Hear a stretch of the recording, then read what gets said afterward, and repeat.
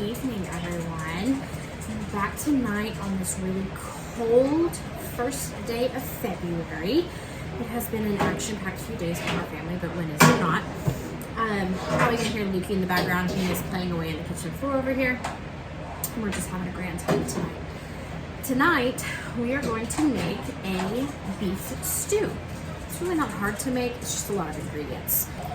We need 3 pounds of chuck roast or your favorite stew meat cut up into bite-sized pieces. Tonight, I am actually using a ribeye steak.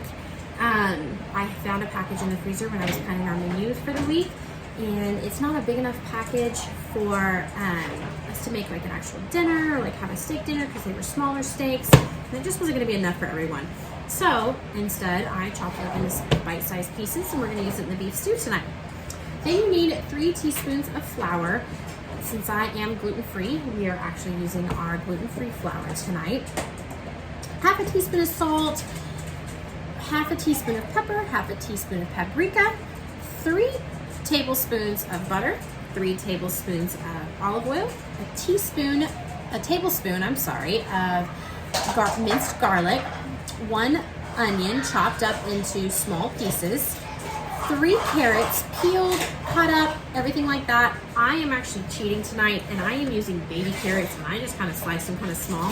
The reason I like to use baby carrots instead of regular sized carrots is because I don't have to peel them. I don't have to go through all of that extra work of a big carrot. So in my life, crazy and hectic, as you could hear in the background, I have a dog, I have 2 children running around crazy. Baby carrots, it is. We need 1 pound of potatoes cut into bite-sized pieces, 3 cups of beef broth, 1/4 of a cup of tomato paste, 1 teaspoon of Worcestershire sauce, half a teaspoon of rosemary, bay leaf, cup of peas, 2 tablespoons of cornstarch, and 2 tablespoons of water. All right, that is quite the list of ingredients. But like I said, don't let that intimidate you. Just because it has a laundry list of ingredients does not mean it's hard. All right, so we have cut our meat up into bite-sized pieces, and we are going to put all of our seasonings and our flour in a small dish. So going back to what we need for that, we need the 3 tablespoons of flour, and I just use the 1-to-1 ratio gluten-free flour. Honestly, the Great Value from Walmart works pretty well. You can use the more expensive brands. You can make your own brand. It doesn't really matter. Just whatever works for you. A teaspoon of salt. And I don't like to measure.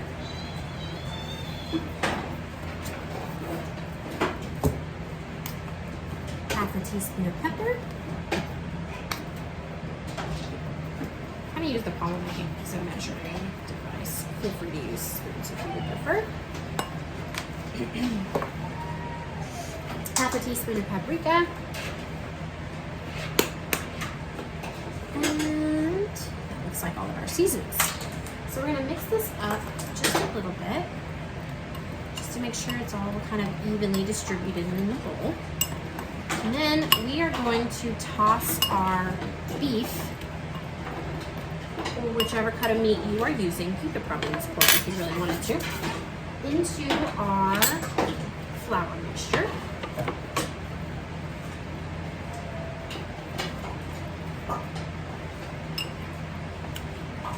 To our pan where we need to transfer this beef to, we need to have it warm up.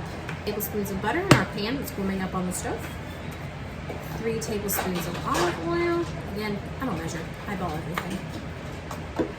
Once that butter is all nice and melted, we're gonna add our beef chunks that's coated in the flour and the seasoning into our oil and butter in this hot pan. We're just gonna let it brown. You don't have to worry about cooking it all the way through because you're obviously gonna continue cooking it throughout the whole stewing process. It doesn't have to be completely coated, it doesn't have to be completely perfect. All right, let's let that cook for a little bit, get it brown on all the edges. Like I said, don't worry about getting it cooked all the way through. It's not a big deal. Once you have browned your meat all the way around. Again, like I said, don't worry about making sure it's cooked all the way through. You're gonna add it back in the stew. It's gonna continue cooking. So this is about what you want it to look like. Nice and brown. Got some brown edges. We're gonna remove it from our pot. I'm gonna add it to a plate that I have sitting next to me on the counter. Leave all those meat juices in the bottom of the pan. Leave all that extra goodness in there.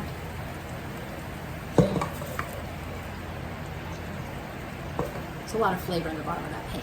All right, once you have that moved out of there, we are going to add a little bit more olive oil. Just don't feel like this is quite enough to saute our veggies in. So we're gonna add another couple tablespoons. You could add more butter too if you want to, but I'm trying to stay away from so much butter. So then we need to add our garlic. We have that 1 tablespoon of garlic. We're gonna add that to our pan. Kind of let it cook for just a second with that fragrance start to come on out of that garlic and just kind of make it come alive. We're also gonna add our onions. We have our whole onion.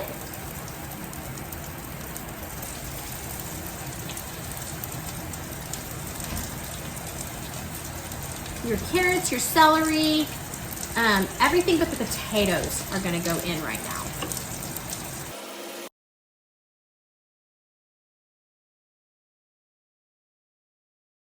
We're gonna add in all of these veggies.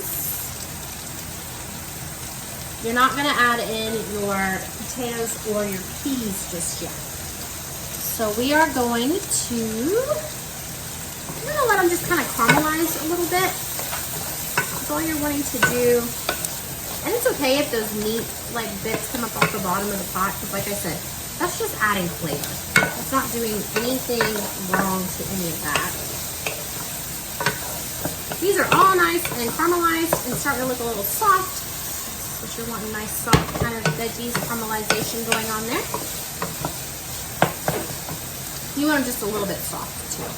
We're gonna add in our beef broth. We need 3 cups of beef broth.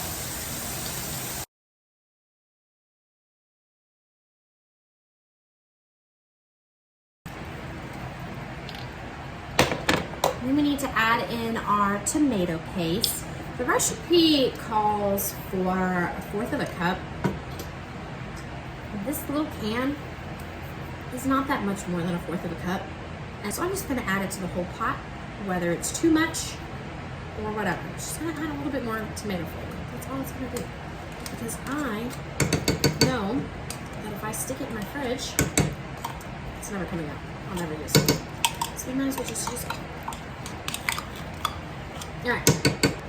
And we're gonna add in our potatoes.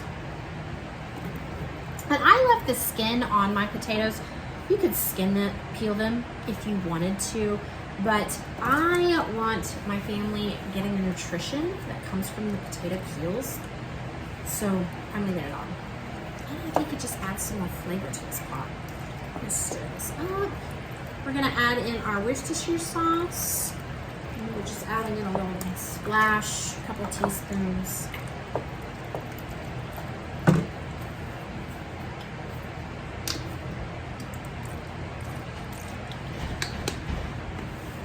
I'm gonna add in our bay leaf.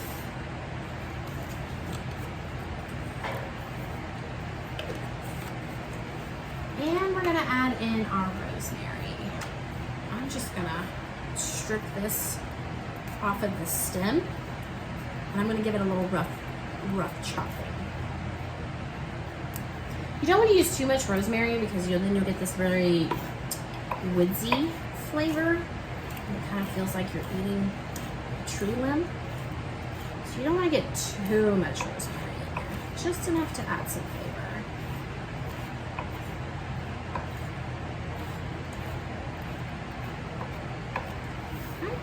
Nice little rough chop. And again, I'm sorry for those of you who I am making crazy right now. The fact that I can't measure anything, it's just driving you absolutely insane. It's just how I cook. I cook by feel. I cook by texture. I cook by smell. Just let go and just cook. It doesn't have to be perfect. You don't have to just follow the recipe to a T. I honestly use recipes as a guideline. Some of them, if I've never made them before, I will follow it to a T, and then from there I'll start making my own.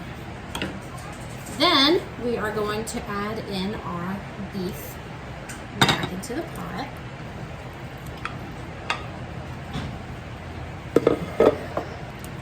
We're gonna bring this up to a boil over kind of medium to high heat depending on your stove. We're gonna cover, we're gonna let it cook for about 30 minutes to an hour. You can kind of just figure out what you want. We're gonna let this yumminess just all bind together until everything is nice and tender and cooked. I'm gonna put a little lid on it and let it cook and just simmer away. We'll see you back in a little bit. Once your stew has been cooking away for about 30 minutes or so, and your potatoes are nice and tender, which these are, nice and tender, your meat's all cooked all the way through, we're gonna take about 2 tablespoons of water and 2 tablespoons of cornstarch.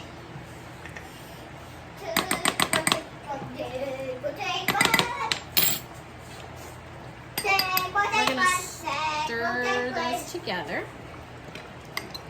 and create a slurry.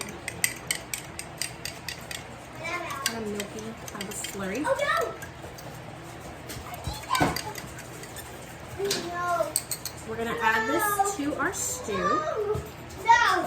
Stir that cornstarch in. And we're gonna cook this for another 10 to 15 minutes uncovered until this sauce around the meat and everything just starts to thicken up.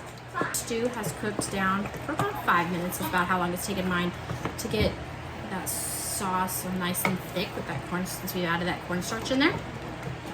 Now comes the fun part of trying to find the bay leaf that we put in here and getting it out. If you can't find it, it's not the end of the world. You can leave it in there. Just if you leave it in there, warn whoever's eating dinner with you that there's a bay leaf in there and you don't want to eat it. All right, where did it go? There it is. Take that bay leaf out. And then we're gonna add in our peas. I'm using canned peas, and you're only supposed to use about a cup. Again, I'm gonna use the whole can. I'm not wasting anything. You can use frozen peas, you can use fresh peas, whichever. If you're using fresh peas, it's gonna take a little bit longer to cook in the pot. Add in our peas. Stir those in. And let this cook just long enough for those peas to get nice and warm.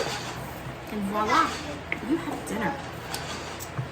Look at how amazing this is looking. Once everything is nice and warm, those peas have gotten nice and warm.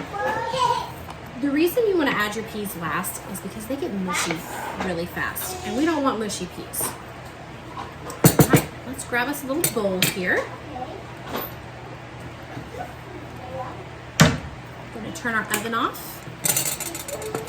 Spoon us up some of this yummy, amazing looking beef stew. I mean, look amazing. This looks. All right. Personally, of course, I think everything I cook is amazing, but who doesn't? Let's see what we got going on here tonight. It's really hot.